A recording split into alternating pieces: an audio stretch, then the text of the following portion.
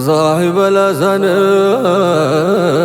كعبوا لا يودوه أرض صدق بلو والله በጣም የሚያስደስት ሐሳብና ያው እንግዲህ ይዛችሁት የመጣችሁት ፕሮጀክት በጣም ትልቅ ፕሮጀክት ነው። የሙስሊሙን ሞር ደግሞ ሙስሊም እንደ ሙስሊም ደግሞ ስለ ሀበሻ በደንብ መነገር አለበት ብዬ አስባለሁ። ስለዚህ የተያዘው ፕሮጀክት ኢንሻአላህ ከዚህ በፊት የነበሩብንን ህመሞች ወይም ደግሞ በደንብ ያልተገለጹትን ሐሳቦች ስለ ሙስሊሞች ያለና አብሶ ደግሞ ስለ ነጃሺ ያለውን ታሪክ በደንብ ስላልተገለጸ በዚህ መልኩ በፊልምም በደንብ ሌላው ማህበረሰብ ሙስሊሙ የራሱን ታሪክ እንዲያውቅ እንዲሁም ደግሞ ሌላው ማህበረሰብም እንዲሁም ዓለም ላይ ያለው ሙስሊም ስለ አብዱል ሐበሻ ስለ ንጉስ አስሐማ እንግዲህ እንዲያውቅ ለማድረግ ትልቅ ድርሻ ያበረክታል ብዬ አስባለሁ። እኔ በዚህ ፕሮጀክት ላይ እንግዲህ በመገኘቴና የመክፈቻውን ሴሬሞኒ በማየቴ በጣም ደስተኛ ነኝ። ኢንሻአላህ ደግሞ በጣም ብዙ ከዚህም በላይ የምንጠብቀው የተሻለ ነገር እንደምትሰሩ ተስፋ አለኝ። በጣም ደስ ብሎኛል። እንደ ተጨማሪ ሐሳብ ያው እንግዲህ ሌሎችም ያው ይሄ ጉዳይ የሁሉም የሙስሊም ጉዳይ ነውና ሁሉም ሰው ቢደግፈው ሐሳቡን በደንብ ያው ጠጋ ብሎ ያለውን ነገር አውቆ በቻለው አቅም ደግሞ ሰፖርት ቢያደርግ የተሻለ ነገር መስራት ይቻላል ብዬ አስባለሁ። ኢንሻአላህ እንግዲህ በጥቂቱ የተሰማኝ ይሄ ነው።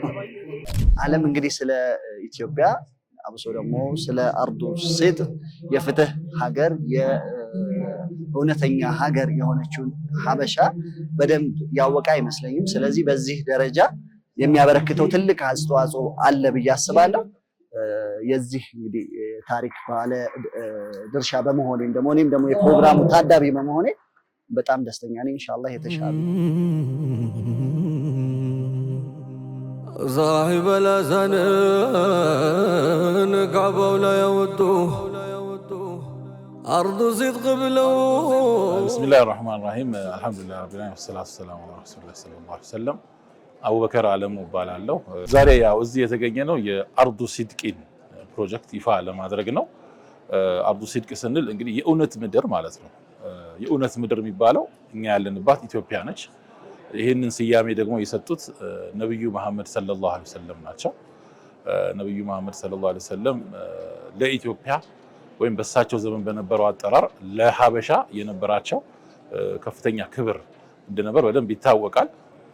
ግን ምንድነው ብዙ ጊዜ ይሄንን እሴት እኛ ኢትዮጵያውያኖች ያው እሴቶቻችንን በማጉላቱ አንፃር ብዙ ክፍተቶች ስላሉብን በተለይ ይሄንን እሴት በጣም አድርገን አደብዝዘነዋል። ስለዚህ ይሄ አሁን ለምሳሌ የአርዱ ሲድቅ ሁኔታ ማለትም ነብዩ መሐመድ ሰለላሁ ዐለይሂ ወሰለም ገና ተልኳቸውን በጀመሩባቸው ዘመናት የመጀመሪያዎቹ ዓመታት የእምነት ነፃነት በሚገፈፉበት ጊዜ ወደ ሀበሻ ያን ጊዜ በነበረው አጠራር ወደ ሀበሻ እንዲሰደዱ ጥሪ አድርገው ነበር እና ይሄ ትልቅ እሴት ያለው ታሪክ ነው። እውነቱን ለመናገር ይሄ ክስተት ለምሳሌ ግብጽ ውስጥ ሆኖ ቢሆን ኖሮ ወይም ሶሪያ ውስጥ ሆኖ ቢሆን ኖሮ ወይም አንድ የሆነ የአውሮፓ ሀገር ሆኖ ቢሆን ኖሮ ምን ያህል ያጎሉት እንደነበረ ምን ያህል ለኢኮኖሚያቸው ለማህበራዊ ቫልዩዎቻቸው እንዲሁም ደግሞ ለቱሪዝም ግብአት እንዲሆን ምን ያህል ያጎሉት እንደነበረ ይታወቅ ነበር። ግን እኛ ብዙ ጊዜ ማለትም ኢትዮጵያውያን ያሉንን ሀብቶች የሚዳሰሱም የማይዳሰሱም ሀብቶቻችንን በማጉላቱና በማስተዋወቁ ረገድ ክፍተቶች አሉብን። በዚህ ምክንያት ይህንን በጣም ግዙፍ ታሪክ በእስልምና ውስጥ አንድ ትልቅ ምዕራፍ ያለውን ታሪክ እስከዛሬ ድረስ አደብዝዘነው ቆይተናል እና ይሄንን ነገር ይሄን አሁን የገለጽኩትን ነገር በማስተዋወቁ ረገድ ትልቅ አስተዋጽኦ እንደሚኖረው እርግጠኛ ነኝ። አሁን ዛሬ የሚመረቀው የተከታታይ ፊልም ነው እና በዚህ ረገድ ትልቅ አስተዋጽኦ ይኖራል። እንደ ሀገርም ከፍተኛ ጥቅም አለው እንደ ሀገር እንደ ኢትዮጵያ ማለት ነው።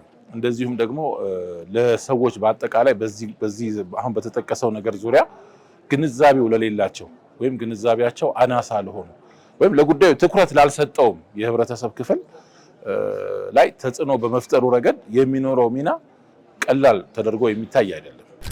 እውነቱን ለመናገር የዛሬው ዕለት ትልቅ ፈርቀዳጅ ቀን ነው ማለት ይቻላል። ምክንያቱም እንደዚህ አይነት ነገሮች ብዙዎች ያስቡታል።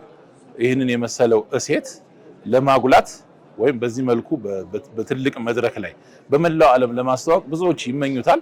ነገር ግን ይህንን ምኞት ብዙዎች አልተሳካላቸውም እና በወንድም ኢሳም ወይም ኢሳም ሀበሻ አማካኝነት ይሄ ነገር በመከናወኑ ትልቅ የሆነ ሚዛን ሊሰጠው የሚገባና እንደው ፈርቀዳጅ ሊያሰኝ የሚችል ነገር ነው ባይ በኔ በኩል። ዛሂበ ለዘንን ካዕባው ላይ ያወጡ አርዱ ሲድቅ ብለው። አሰላሙ አለይኩም ወራህመቱላሂ ወበረካቱ። አርዱ ሲድቅ ወይም ደግሞ የእውነት ምድር በሚል ርዕስ በዛሬው ዕለት ያስመረቅነው ወይም ደግሞ ያስጀመርነው የሆነ ትልቅ የሆነ ፕሮጀክት በሚገባው መልኩና አገራችንን በሚመጥን መልኩ እንዲሰራ ለዛ ወጪ ተብሎ ወይም ደግሞ ለዛ ፕሮጀክት የሚውል የሆነ እገዛ በተጠየቀው መሰረት ከኢሳም ሀበሻ ጎን አብረን በመቆም 724 ቴሌቪዥን ጋራ አብረን በመቆም ይህ ፕሮግራም እውን እንዲሆን ሁላችንም እንተባበር። ወሰላሙ አለይኩም ወራህመቱላሂ ወበረካቱ።